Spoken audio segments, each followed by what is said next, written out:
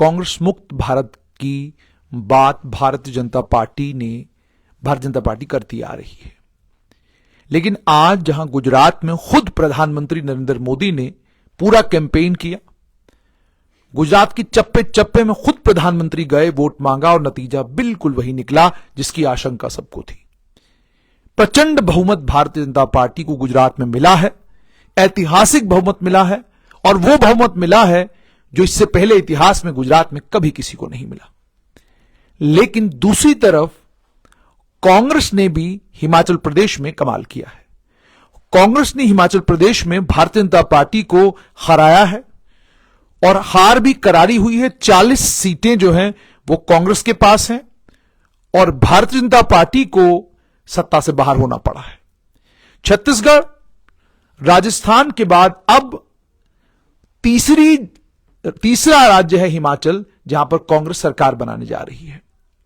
और इसके साथ में मैं आपको यह भी बोल लूं कि झारखंड में भी कांग्रेस अलायंस में है, बिहार में कांग्रेस अलायंस में है, और उसके अलावा अन्य कई और प्रदेश हैं जहां पर मुख्य अपोजिशन पार्टी, मुख्य विपक्ष जो है वो कांग्रेस है। लेकिन उसके बावजूद कांग्रेस मुक्त और कांग्रेस के पास जनाधार नहीं है, कांग्रेस के पास नेतृत्व नहीं है, सारी बातें होती हैं। इन्हीं सब बातों पर बात करने के लिए मेरे साथ इस समय जम्मू कश्मीर प्रदेश कांग्रेस कमेटी के अध्यक्ष वकार रसूल हैं।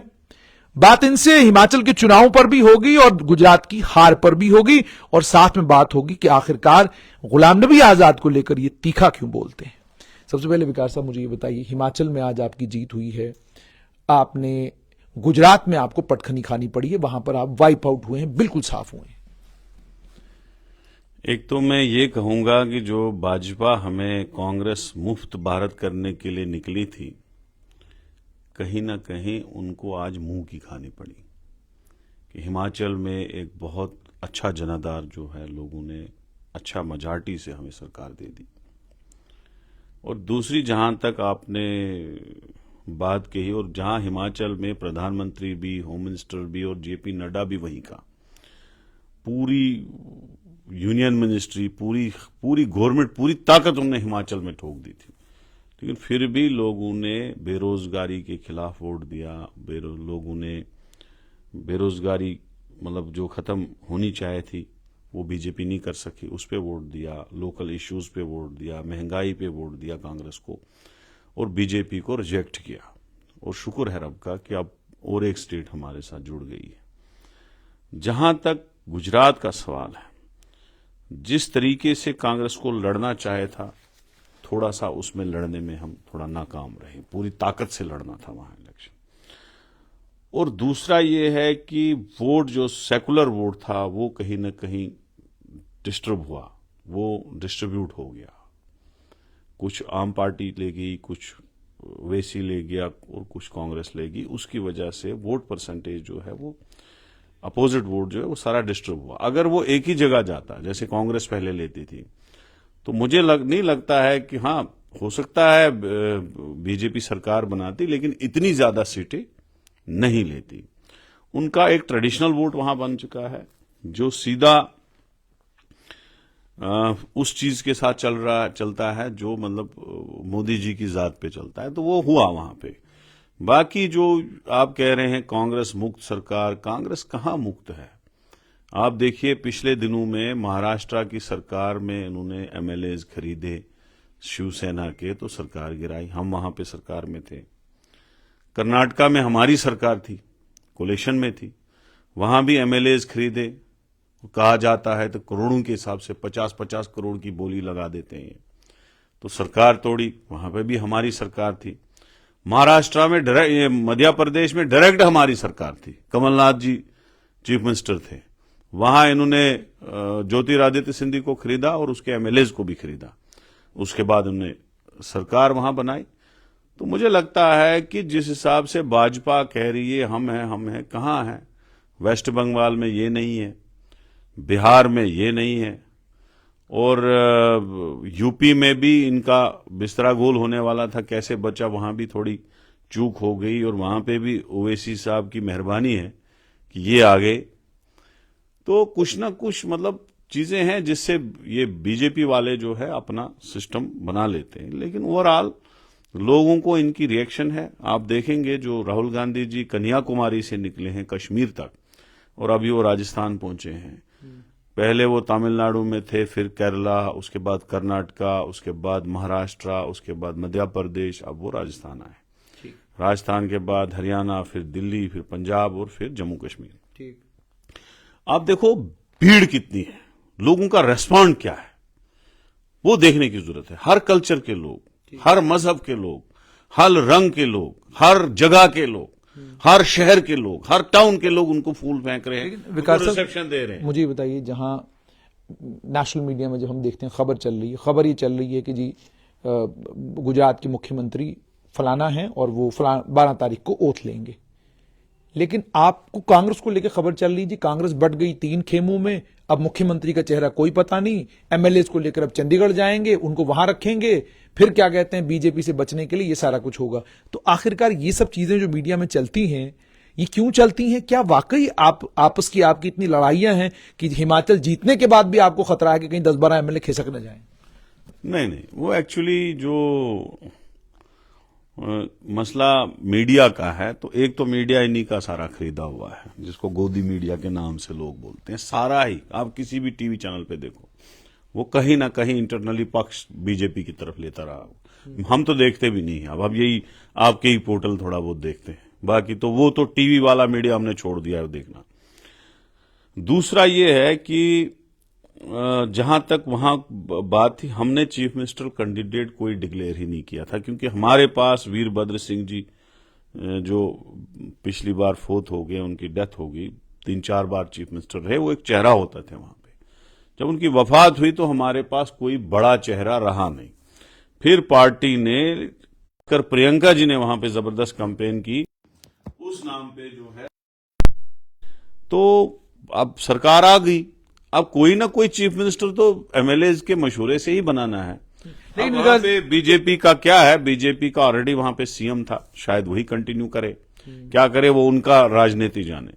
लेकिन हमारे में आज रिजल्ट निकला है, तो 2-3 दिन में तो सबको कॉन्फिडेंस में लेके चीफ मिनिस्टर कैंडिडेट डिक्लेयर होगा, एक ही सीएम बनेगा 40 में से, सारे थोड़ी बनेंगे। लेकिन विकास साहब मुझे बताइए, 11 राज्यों में बीजेपी की सरकार है, 7 राज्यों में अपोजिशन की सरकार है, लगभग 5 से 6 राज्यों में आप भी कांग्रेस, या तो कांग्रेस है या कांग्रेस किसी के साथ अलायंस में है, यानी कोई ज्यादा फर्क आपके और बीजेपी के बीच में नहीं है।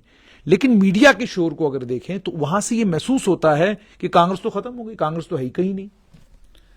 ये तो मीडिया, मैंने तो पहले ही कहा ना, जो भी मीडिया है वो एक अनपढ़ आदमी को वोट तूफान बना देती है, जिसने 8वीं से ऊपर पढ़ा ही नहीं होगा, और जो ऑक्सफोर्ड से एमफिल और पीएचडी करके आया है राहुल जी, वो उसको पप्पू बना दिया, ऐसी ऐसी बातें बोली, ऐसे ऐसे उसका इमेज खराब करने की पूरी 20-25 साल में राहुल जी की इमेज खराब करने में लगी मीडिया।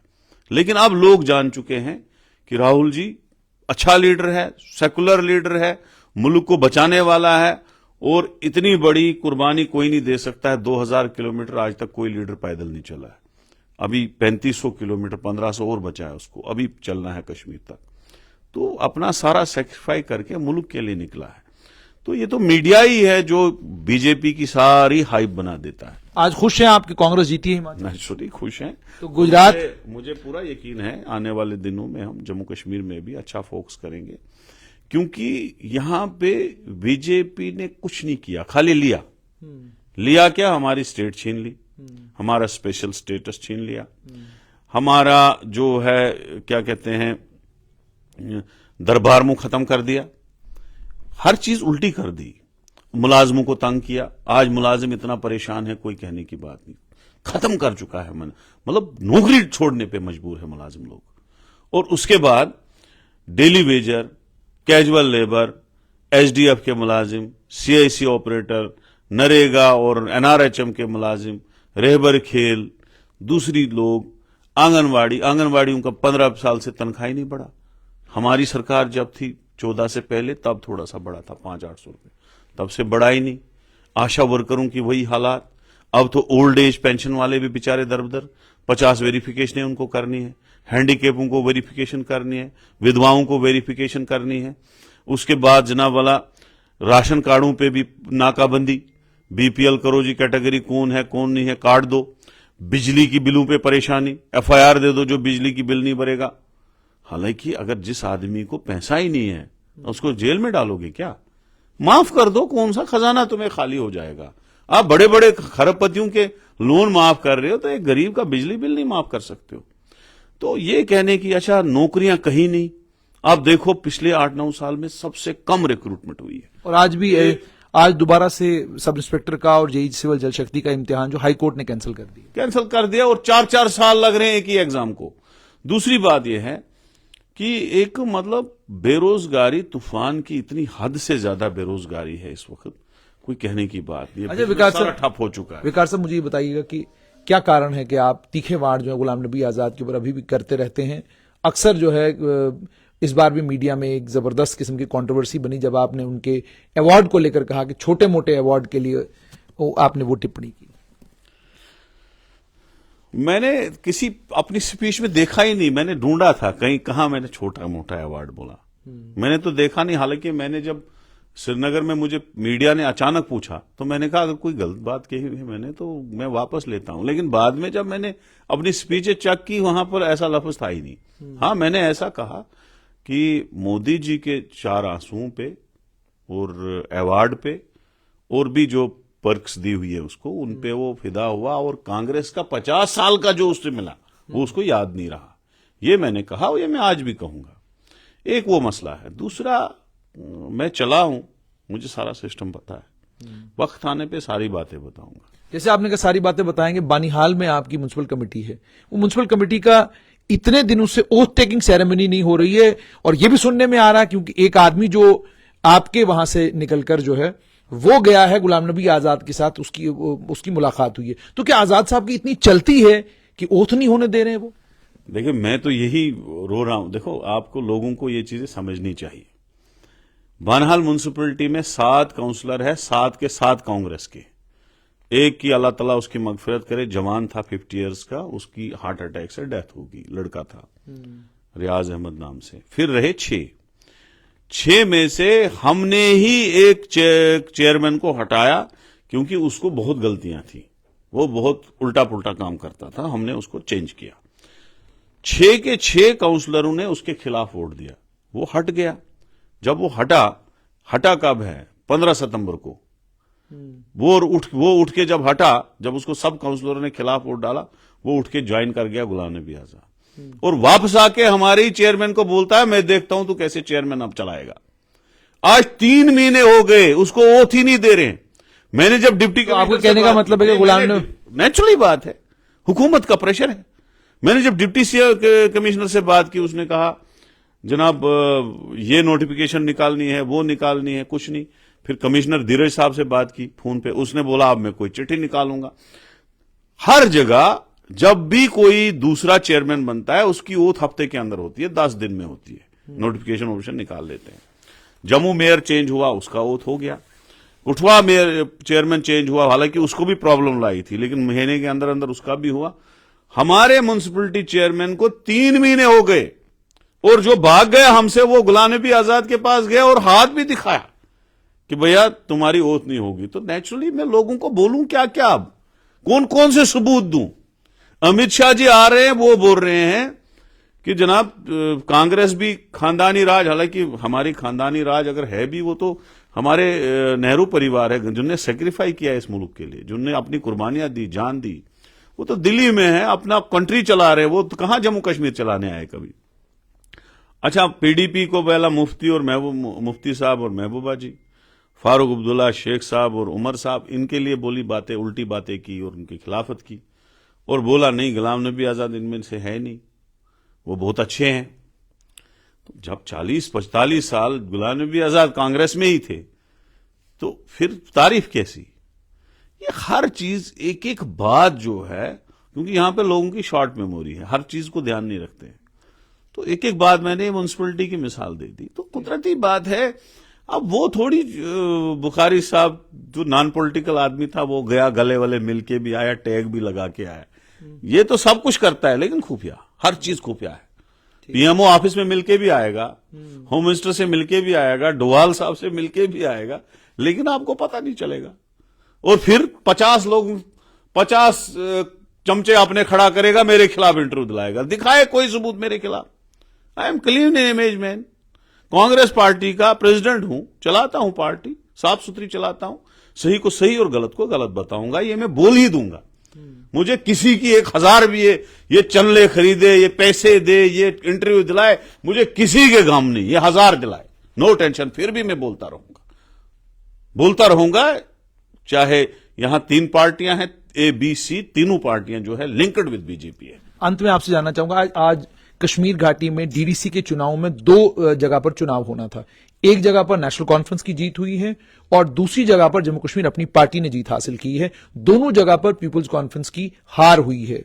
उसके अलावा भी आज चुनाव होने थे, बिहार में चुनाव होने थे, उत्तर प्रदेश में चुनाव थे, और उड़ीसा में चुनाव थे, और अन्य और कई जगहों पर आज असेंबली के भी और पार्लियामेंट की एक सीट के भी चुनाव थे।